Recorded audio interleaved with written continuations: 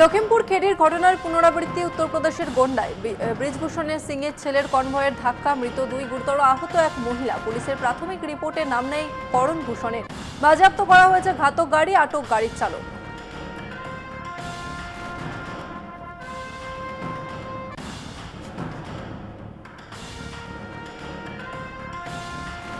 आज दिनांक 29/5/2024 को समय लगभग 9 बजे थाना कर्नलगंज को सूचना मिली कि हुजूरपुर रोड पर क्रॉसिंग के पास एक फॉर्च्यूनर और मोटरसाइकिल में एक्सीडेंट हो गया।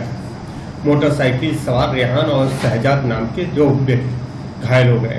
पुलिस मौके पर तत्काल पहुंच के दोनों को CSC कर्नलगंज में एडमिट कराया गया, जहां पे दोनों की मृत्यु हो गई है। पंचायतनामा की कार्रवाई की जा चुकी है। पोस्टमार्टम के लिए उनको भेज दिया गया है। उनके परिजनों द्वारा एक तहरीर दी गई है। तहरीर के आधार पर सुसंगत धाराओं में अभियोग पंजीकृत किया जा रहा है। फॉर्च्यूनर को अपने कब्जे में ले लिया गया है। फॉर्च्यूनर का ड्राइवर भी हिरासत में ले लिया गया है। मौके पर शांति व्यवस्था बनी हुई है। लॉ एंड ऑर्डर की कोई समस्या नहीं है और अन्य विधिक कार्रवाई की जा रही है। শেষ দফার আগে মোদির নজরে শুধুই বাংলা। মঙ্গলবার কলকাতায় রোড শোয়ের পর বুধবার কাকদ্বীপে জনসভা। প্রধানমন্ত্রী নরেন্দ্র মোদির মথুরাপুরের পাশাপাশি জয়নগর ও ডায়মন্ড হারবারের বিজেপি প্রার্থীদের জন্য প্রচার প্রধানমন্ত্রী। মথুরাপুরের সভা থেকে তিনি বললেন, এই নির্বাচনে বাংলা এটা আমাদের এটা আমার শেষ সভা। এই নির্বাচন আলাদা এবং অদ্ভুত। 24 के इस चुनाव में बंगाल में ये मेरी आखिरी सभा है। इसके बाद मैं उड़ीसा चला जाऊंगा। कल आखिरी दिन मैं पंजाब में बिताऊंगा। एक प्रकार से कल शाम को प्रचार पूरा हो जाएगा और उस अर्थ में बंगाल की ये मेरी 2024 के चुनाव की आखिरी सभा में इस पवित्र मिट्टी के दर्शन करने का मौका मिला है। आपके उत्साह और उमंग को अनुभव करने का मौका मिला है। 2024 का ये लोकसभा चुनाव कई मायनों में अलग है, अद्भुत है। ये चुनाव आगे बढ़कर के देश के राजनीतिक दल नहीं, देश के राजनेता नहीं, ये चुनाव कश्मीर से कन्याकुमारी, अटक से कटक देश की जनता ने उसकी बागडोर संभाली हुई है। শেষ দফার আগে কাকদ্বীপে বাংলার শেষ সভা থেকে মোদির হুঙ্কা। 4 জুনের পর রাজনীতিতে তোলপাড়। আগামী 6 মাসে দেশের রাজনীতিতে তোলপাড়। পরিবারবাদী দলগুলি তছনছ হয়ে যাবে। কাকদ্বীপের সভায় মোদির বক্তব্যে তুঙ্গে জল্পনা। 4 जून के बाद अगले 6 महीने में देश में बहुत बड़ा राजनीतिक भूचाल आने वाला है। ये परिवारवादी पार्टियां अपने आप बिखर जाएगी। इनके कार्यकर्ता भी अब थक चुके हैं। वो भी देख रहे हैं कि देश किधर जा रहा है। 4 जून के बाद अगले 6 महीने में देश में बहुत बड़ा राजनीतिक भूचाल आने वाला है। ये परिवारवादी पार्टियां अपने आप बिखर जाएगी। इनके कार्यकर्ता भी अब थक चुके हैं। वो भी देख रहे हैं कि देश किधर जा रहा है। 24 ভোটে বাংলার শেষ প্রচারে মোদির উন্নয়ন তাস। উজ্জ্বলা থেকে আয়ুষ্মান প্রকল্প, মহিলা সুরক্ষা হেল্পলাইন, সবাইতে তৃণমূল বলে এটা হতে দেব না। এদের একটাই এজেন্ডা, কাটমানি চায়। কাকদ্বীপের সভা থেকে তৃণমূলকে আক্রমণ মোদির। ने महिलाओं की सुरक्षा के लिए हेल्पलाइन बनाई। टीएमसी कहती है एटा एटा होते देवो ना, एटा होते देवो ना। हम देश के हर महिला को उज्ज्वला सिलेंडर दे रहे हैं। बंगाल सरकार लाखों एप्लीकेशन लटकाए हुए हैं। टीएमसी का कहना है एटा एटा होते देबो ना, लेकिन टीएमसी बंगाल में आयुष्मान योजना नहीं लागू होने दे रही है। टीएमसी कह रही है एटा एटा एटा होते देबो ना।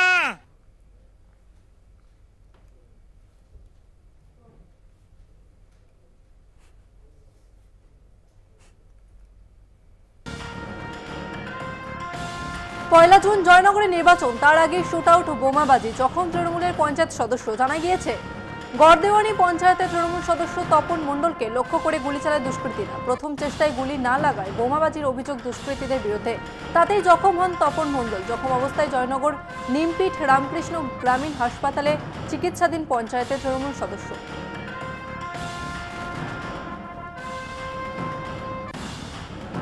শান্তিপূর্ণভাবে ভোট মিটলেও ভোট গণনার আগেই নতুন করে অশান্তি ছড়াচ্ছে ভাটপাড়ায়। ব্যারাকপুর সাংগঠনিক জেলার প্রাক্তন সভাপতি উমাশঙ্কর সিং এর বাসভবনের সামনে বোমাবাজির অভিযোগ। 18 নম্বর ওয়ার্ডের অন্তর্গত আটচালা বাগান রোড এলাকার ঘটনা এটি। মঙ্গলবার রাতে দুষ্কৃতীদের বোমা ছুড়ে পালিয়ে যেতে দেখা যায়। সিসিটিভি ক্যামেরায় ধরা পড়ে সেই ছবি। জানিয়ে ইতিমধ্যেই সরব হয়েছেন ব্যারাকপুরের বিজেপি প্রার্থী অর্জুন সিং। সাধারণ মানুষকে ভয় দেখাতে তৃণমূল নানান পন্থা অবলম্বন করছে, অভিযোগ অর্জুন সিং এর।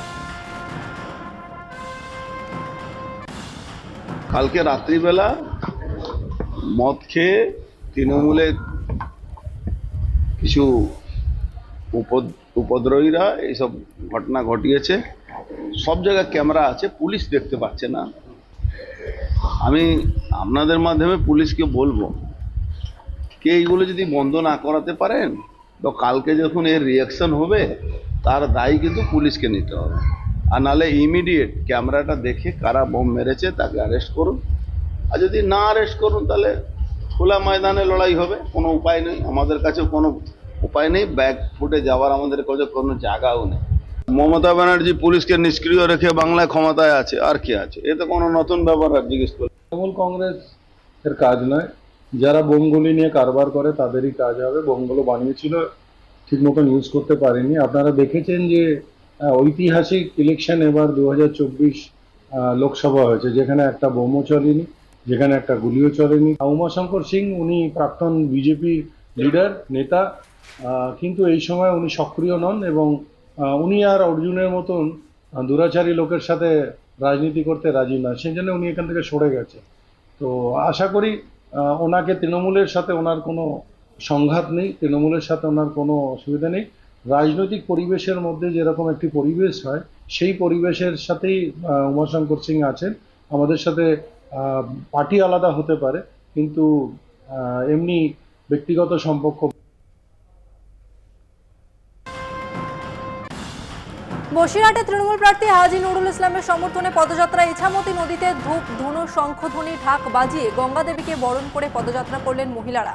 বসিরহাট পুরসভার 5 নম্বর ওয়ার্ডের কোঅর্ডিনেটর রানা দাসের নেতৃত্বে ওই ওয়ার্ডের মহিলারা পদযাত্রার আয়োজন করেন। নৈহাটি বটতলা থেকে ভন্ডিরহাট আমতলায় গিয়ে এই পদযাত্রা শেষ হয়। মিছিলে পা মিলান পৌরসভার প্রাক্তন চেয়ারম্যান তপন সরকার সহ একাধিক তৃণমূল নেতৃবৃন্দ।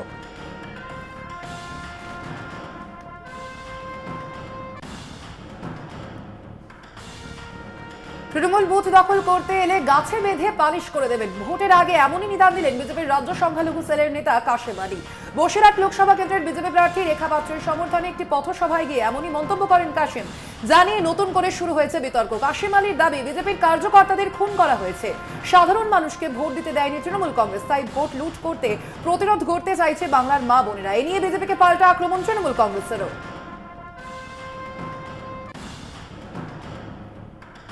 তৃণমূল কংগ্রেস যে ভাষা বোঝে সেই ভাষায় আমরা প্রয়োগ করবে এবং মা বোনেরা ভোট রুখতে প্রতিরোধ তৈরি করবে, ব্যারিকেড তৈরি করবে, প্রয়োজন হলে গাছে বেঁধে মানুষ প্রতিরোধ করবে। কি কারণে, কি জন্য? ভোট রিগিং রুখতে ওরা এখন পুলিশকে দিয়ে মিথ্যা কেস দিয়ে মানুষকে ফাঁসাচ্ছে, আমাদের বিজেপির কার্যকর্তাদেরকে সমস্ত জেলে পোড়ার চেষ্টা করছে, ওরা পুরুষ শূন্য করতে। এখানে সে উস্কানিমূলক কথাবার্তা। তৃণমূল ভোট লোড করে না, জনগণের ভোট নিয়ে, জনগণের রায় নিয়ে তৃণমূল কংগ্রেস চলে। জনগণের উপরেই তৃণমূল নির্ভরশীল, জনগণই তৃণমূলের সম্পদ। উস্কানিমূলক কথাবার্তা যত নির্বাচন কাছে আসবে তত বিজেপি বলবে, কারণ বসিরহাটে লোকসভা ভোটে ওরা জানছে ওরা হেরে গেছে। কয়েক লক্ষ ভোটের ব্যবধানে এখানে হাজী নুরুল ইসলাম সাহেব তৃণমূল কংগ্রেসের প্রার্থী জিতবে, এটা ওরা ওদের কাছে পরিষ্কার চিত্র, তার জন্য ওরা ভুল বকছে। মোদীকে হারিয়ে দেশের জন্য উন্নতি করা যাবে না, একজনকে হারাতে মরিয়া কংগ্রেস। কংগ্রেসের আসল নীতি কি? কংগ্রেসকে অল আউট আক্রমণ এলজেপিআর নেতা চিরাগ পাসওয়ানের। কংগ্রেস সভাপতি মাল্লিকার্জুন খাড়গের মন্তব্যে তোপ চিরাগের। খাড়গে বলেছিলেন ৪ঠা জুনের পর মোদী এবং শাহকে হাঁটিয়ে দখল নেবে ইন্ডিয়া জোট। इंडिया ब्लॉक के पास नेता नहीं, कोई नीति नहीं, सिर्फ मोदी को हटाना आपकी रणनीति नहीं हो सकती है ना। आप कल का कांग्रेस की आप प्रेस कॉन्फ्रेंस देख लीजिए, इनके नेताओं के बयान आप देख लीजिए, इनके मीडिया स्ट्रैटेजिस्ट जयराम रमेश जी वगैरह इन लोग के बयान देख लीजिए। इनकी प्राथमिकता जो ये अपने बयानों में खुद बहुत प्रोमिनेंटली बोलते हैं, मोदी को हराना, मोदी को हराना, मोदी को हराना। मोदी को हराना देश को विकास की रणनीति का हिस्सा नहीं हो सकता ना। आपके पास अपना विजन क्या है कि जनता आपके साथ जुड़े? एक व्यक्ति को हराने के लिए आपने पूरी ताकत आपने झोंक दी, अपनी नीतियों से, अपने सिद्धांतों से आपने कॉम्प्रोमाइज कर लिए, समझौते कर लिए। ऐसे धुर विरोधी एक साथ आ गए सिर्फ एक व्यक्ति को हटाने के लिए। ऐसे में मुझे बताइए देश की जनता क्यों आपका साथ देगी? आपकी नीति क्या है? यहाँ तो प्रधानमंत्री जी हम लोग सब गिना रहे हैं ना कि भाई हम लोगों ने उज्ज्वला दिया, हम लोगों ने आयुष्मान दिया, हम लोगों ने 5 किलो अनाज दिया, हम लोगों ने शौचालय बनवा कर दिए, हम लोगों ने किसान सम्मान निधि दी। हम तो सारी बातें गिना रहे हैं। हम तो ये भी बता रहे हैं कि 2047 तक भारत को विकसित देश बनाएंगे। कैसे बनाएंगे? आपकी रणनीति क्या है? आपके पास सिर्फ मोदी को हटाने के अलावा तो कोई रणनीति नहीं है। तो ऐसे में जनता क्यों आपका साथ देगी? নির্বাচন পরিচালনায় হস্তক্ষেপ করার অভিযোগ, শেষ দফা ভোটের আগে বরখাস্ত করা হলো ওড়িশার মুখ্যমন্ত্রীর বিশেষ সচিব ডিএস কুটেকে। নির্বাচনী প্রক্রিয়ায় হস্তক্ষেপ করার অভিযোগে বরখাস্ত করা হয়েছে IPS DSK.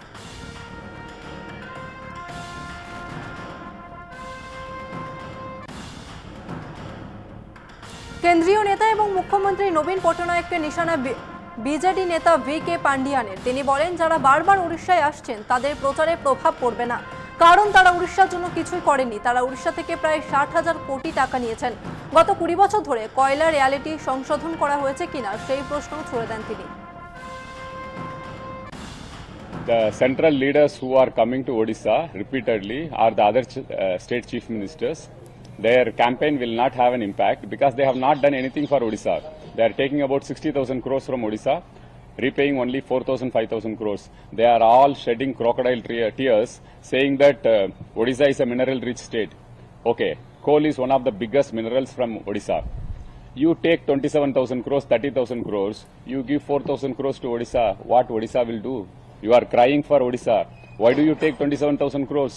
Why can't you revise the coal royalty for last 20 years? What mistake people of Odisha have done? If you have revised the coal royalty from 2004, now Odisha will be getting 15,000 crores out of the 30,000 crores we are taking away. 15,000 crores means 11,000 crores extra for Odisha every year. We spend 5,000 crores in BSKY. We have to spend 3,500 crores for an entire metro in Bhubaneswar. So people of Odisha can understand what the center takes away from Odisha and shedding crocodile tears. Many of the central leaders come and say Odisha is mineral rich. Yes, we are mineral rich, but where are you allowing us to get the profit out of minerals? You are giving us pollution and taking away all the profits, whether it is NALCO, whether it is MCL, whether it is NTPC, everywhere. So people of Odisha will not be swayed away by your statements, all the central leader statements or the chief minister statements. If they have done something for Odisha, definitely their visit will have an impact. If they have not done anything for Odisha and they are shedding crocodile tears, people of Odisha are smart.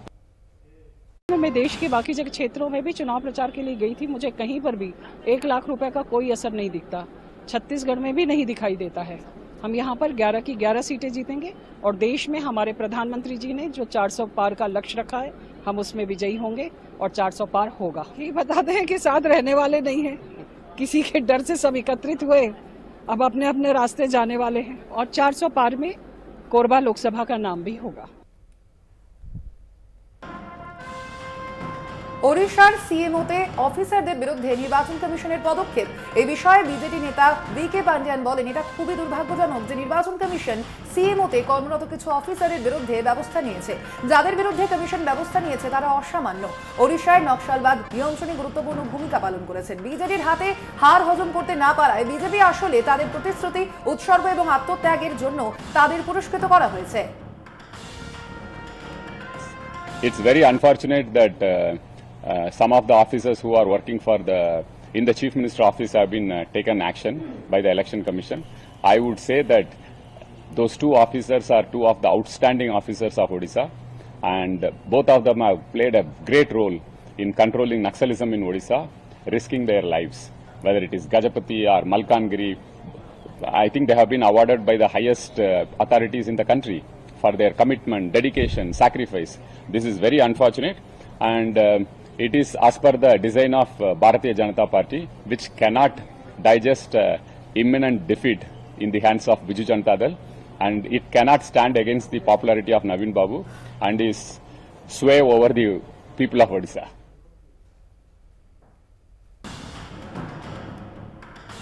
বেঙ্গালুরুর ইয়েলহাঙ্কার flyover বোর্ডে বীর সাভারকারের নামের উপর কালি। বীর সাভারকারের নাম কালো করে তার বদলে ভগৎ সিং এর নাম লেখা হয়েছে।